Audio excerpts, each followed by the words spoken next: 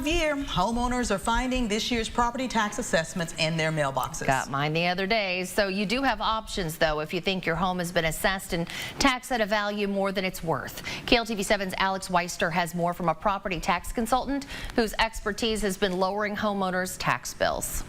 Taylor Crouch is a Fort Worth realtor and senior property tax consultant. He's helped thousands of Texans to lower their property taxes, including those at a packed public seminar put on by the county commissioner, Christina Drury. So step one, file your protest. But for most people, you got your value notice in the mail. There's a form that they include in there that is the protest filing form. Fill the sucker out, turn it in. You don't have to do any other homework to do that. He believes all homeowners should protest. There is nothing to lose. Assets are based on the comp values of other homes and other evidence the appraisal district has.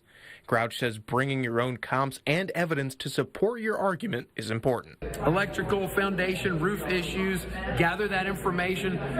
Photos helps document that. If you have any estimates from contractors to establish how much it would cost to fix those items, give that to the appraisal district, and that's the evidence that they need to justify giving you a reduction. Always request an informal conference first, and although there are video, phone, and mailing options, Crouch also says in-person is best if it comes to that.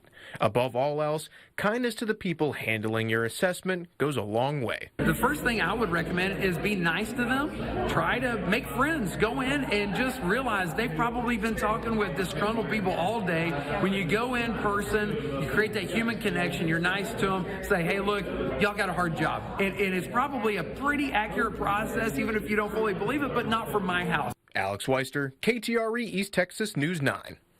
Well, something else to keep in mind, Crouch says the county appraisal district has the burden of proof. You can ask them for the information they used to find your value. He says oftentimes you're better off critiquing those values rather than chipping away at the assessed value of your own home.